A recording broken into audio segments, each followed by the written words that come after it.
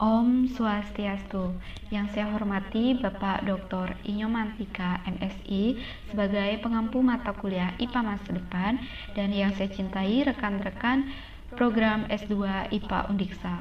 Perkenalkan, saya Nikomang Sopis Yustiti, NIM 202307108, kelas 1B Denpasar. Saya akan mempresentasikan jurnal ilmiah yang berjudul Crafting DNA Sequencing Technology After the Human Genome Project, yang artinya pengembangan teknologi DNA sequencing atau pengurutan DNA setelah proyek genom manusia. Nah, jurnal ini merupakan hasil karya dari Jeffrey S. Close, Richard A. Gibbs, Vinod B. Makhijani, dan Andre Marciali.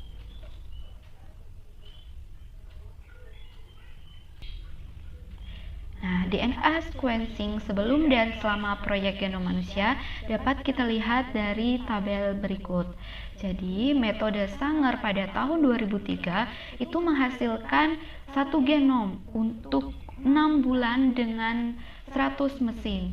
Nah, kemudian metode yang digunakan pada tahun 2007 itu sequencing by synthesis.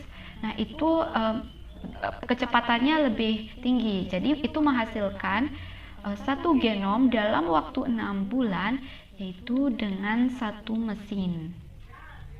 Kemudian pada tahun 2009 sequencing dengan metode sintesis lebih cepat dari tahun 2007 dengan menghasilkan satu genom dalam waktu kurang dari 1 bulan dengan menggunakan satu mesin. Kemudian pada tahun 2013 hasilnya adalah lebih cepat. Jadi tahun 2013 dengan sequencing dengan metode sintesis itu menghasilkan 6 genom dalam waktu 2 minggu dengan menggunakan satu mesin. Nah, kemudian pada tahun 2015 hasilnya sudah sangat cepat, yaitu 1700 GB dengan sekali run. Nah, itu menghasilkan 20 genom dalam waktu 3 hari dengan menggunakan satu mesin. Nah, jadi tabel ini menunjukkan perkiraan waktu dan persyaratan instrumentasi untuk menghasilkan rancangan urutan genom manusia berkualitas tinggi dengan mempertimbangkan sistem berkapasitas tertinggi pada setiap waktu dan cakupan yang diperlukan untuk teknologi tersebut. Baik, dilanjutkan pada slide berikutnya. Jadi, proyek genom manusia menetapkan pekerjaan dasar untuk program baru. Dari hasil-hasil awal, proyek genom manusia atau disingkat dengan HGP, Human Genome Project, Pusat Penelitian Genom Manusia Nasional, yang kemudian dikenal dengan istilah Lembaga Penelitian Genom Manusia Nasional, disingkat dengan NHGRD, pada tahun 1997, memperkenalkan praktik pemberian yang inovatif. Bagian studi genom disewa sebagai panel untuk meninjau permohonan hibah dalam konteks tujuan HGP atau proyek genom manusia. NHGRI mendukung teknologi sequencing DNA ini, pengembangan melalui peluang hibah umum dan terfokus.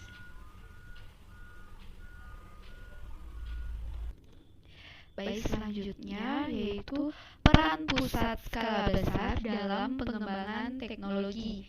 Adapun perannya yang pertama yaitu mengurutkan genom manusia, kemudian memelopori pengurutan DNA, menyediakan sampel dari proyek sebelumnya untuk dianalisis oleh perusahaan pada sistem baru mereka, kemudian membandingkan data baru dengan data lama, kemudian memberikan umpan balik yang berharga tentang kinerja sistem. Nah, mereka juga mempertahankan kemampuan produksi dan lingkungan untuk menyediakan pengujian instrumentasi baru di dunia nyata di beberapa titik dalam siklus pengembangan. Nah, gambar ini merupakan proses perencanaan Lembaga Penelitian Genom Manusia Nasional untuk proses perencanaan lanjutan kebenaran manusia. Nah, dari gambar yang artinya yang pertama, prosesnya adalah konsep yang mendasari biokimia, kimia, fisika, elektronika, dan lain-lain seringkali dieksplorasi di laboratorium akademis. Kemudian proses yang kedua, bukti prinsip dapat dihasilkan di laboratorium tersebut, di perusahaan spin-off atau melalui kemitraan. Kemudian yang ketiga, perusahaan kemudian sering mengembangkan dan menguji prototipe dan melakukan tes alfa yang mungkin melibatkan penerimaan sampel DNA yang dikarakterisasi dengan baik dari laboratorium berpengalaman kemana data mentah dikembalikan untuk dianalisis. Selanjutnya yang keempat, perusahaan menggunakan umpan balik kualitas data saat membangun perangkat beta yang diuji dalam kemitraan dengan satu atau lebih pusat skala besar, yang pengembangan teknologi berpengalamannya bekerja sama dengan staf produksi data untuk menghasilkan umpan balik kepada vendor. Kemudian yang kelima, perusahaan kemudian membangun model produksi awal dari sistem yang diuji di LSC, yaitu bertukar informasi ekstensif dengan perusahaan. Yang keenam, sistem yang menjanjikan memasuki pengerasan produksi, di mana sistem dijalankan pada skala yang meningkat karena secara bertahap diserahkan dari tim teknologi LSC ke staf produksi dengan umpan balik berkelanjutan kepada vendor. Yang ketujuh yaitu beberapa sistem memasuki produksi rutin. Vendor juga menerima umpan balik dari laboratorium penelitian yang pengalaman penggunanya berbeda dengan yang ada di LSC. Nah, sekian dari proses perencanaan Lembaga Penelitian Genom Manusia Nasional untuk proses perencanaan kebenaran manusia. Baik, untuk slide selanjutnya yaitu menuju ekosistem untuk pengembangan teknologi sequencing DNA. Pada bulan Mei 2003, Dewan Penasihat Nasional untuk Riset Genom Manusia mengesahkan rekomendasi staf untuk mempublikasikan permintaan aplikasi RFAS agar memotivasi penelitian teknologi sequencing DNA. Kemudian pada bulan Februari berikutnya, tahun 2004, RFAS menawarkan dana untuk proyek pencarian untuk mengurangi biaya sequencing genom manusia 2 hingga 4 kali lipat dari perkiraan biaya 10 juta dolar pada tahun 2004 menjadi 1.000 dolar dalam beberapa tahun. Pusat Keunggulan NHGRI dalam program ilmu genomik meminta tim multidisiplin untuk secara signifikan memajukan metode genomik. Nah, selanjutnya yaitu fitur-fitur lanjutan dari program teknologi urutan lanjutan dan konsekuensi mereka. Komponen ekosistem. Nah, ada tujuan eksplisitnya, tim multidisiplin, anggaran lebih besar, hibah lebih lama, kemudian risiko tinggi, pembayaran tinggi untuk semua mekanisme hibah, rentang mekanisme hibah untuk akademik, industri, dan peserta internasional, beberapa tanggal penerimaan aplikasi, milestone dan garis waktu kuantitatif, pertemuan penerima hibah tahunan, kolaborasi antara kantor program dan review program, dukungan fleksibel dari Dewan Penasihat Umum untuk riset genom. Nah, ini merupakan grafik dari pendanaan penelitian dan kemajuan terhadap sistem komersial. Nah, grafik ini Artinya selama 11 tahun dari tahun 2004 sampai 2014, hibah diberikan di bawah program sekitar 54 juta dolar dengan 25 penghargaan diinvestasikan dalam program genom. 100.000 dolar, di mana pada tahun 2008 adalah saat hibah baru diberikan, dan sekitar 160 juta dolar dengan 83 penghargaan diinvestasikan dalam program genom 1.000 dolar. Nah, jadi pada gambar ini mulai tahun 2004, Institut Penelitian Genom Manusia Nasional memberikan dana untuk program pengembangan teknologi 100.000 dolar dan 1.000 dolar. Durasi penghargaan adalah 1 hingga 5 tahun. Nilai dolar dari setiap periode proyek ditunjukkan pada tahun pemberian penghargaan. Hibah baru terakhir untuk program genom yaitu 100.000 dolar diberikan pada tahun 2008.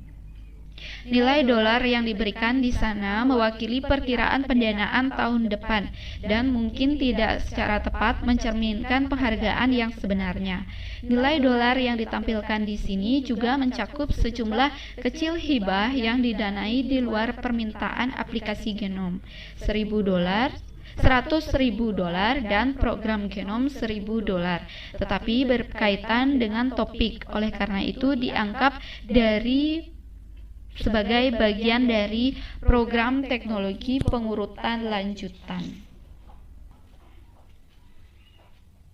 Nah, hasil proxim. Nah, jadi ASTP berkontribusi secara ekstensif untuk literatur yang diterbitkan dan intelektual lebih dari 850 publikasi dan sekitar 250 paten dari pendanaan program. Nah, jadi mesin yang dikeluarkan pada tahun 2005 itu menggunakan dana sebesar 7, juta dolar. Nah, kemudian mesin yang diterbitkan pada tahun 2006 itu Genome Analyzer. Kemudian mesin pada tahun 2007 itu sebesar 5,6 juta dolar. Nah, selanjutnya lagi mesin pada tahun 2008. Nah, itu menghabiskan dana sebesar 3,7 juta dolar. Kemudian mesin Polonator yang diterbitkan pada tahun 2009 itu menghabiskan dana sebesar 11,5 juta dolar. Kemudian mesin Complete Genome itu diterbitkan pada tahun 2010. Kemudian mesin Ion Torrent Personal Genome Machine yang diterbitkan pada tahun 2010 yang menghabiskan dana 2,2 juta dolar. Kemudian mesin Pacific Bioscience yang diterbitkan pada 2011 yang menghabiskan dana 6,5 juta dolar. Kemudian mesin yang diterbitkan pada tahun 2016 menghabiskan dana 7,4 juta dolar. Kemudian ini mesin yang paling mahal, Oxford Nanopore Technologies yang diterbitkan pada tahun 2015 yang menghabiskan dana sebesar 29,2 juta dolar. Kemudian mesin Biosystem Generator pada tahun 2015 yaitu dengan dana 4,9 juta dolar. Kemudian mesin Genepsis yang dikeluarkan pada tahun 2019 dengan dana 3,9 juta dolar. Nah, kemudian pengurutan DNA nanopori. Pengurutan DNA nanopori adalah sebuah konsep yang kenyataannya tampak jauh di masa depan. Tetapi program tersebut membantu memajukan metode menuju kepraktisan. Prinsipnya sederhana, memasukkan DNA secara elektrik melalui pori skala nano dan mengukur perubahan arus sebagai indikator komposisi dasar. Teknik ini penuh dengan tantangan teknis yang menyebabkan sebagian besar memperkirakan kegunaannya setidaknya 10 sampai 20 tahun lagi. Sementara garis waktu seperti itu biasanya berada di luar kisaran yang dapat diterima untuk diinvestasi Ventura. Dorongan kuat NHGRI untuk genom $1.000 memberikan dana dan insentif untuk mendorong pekerjaan ini maju dengan cepat dan agresif. Nah, selanjutnya yaitu tujuan program urutan DNA cepat berharga biaya untuk biologi dan obat. Jadi, tujuan utama dari ASTP adalah untuk mempercepat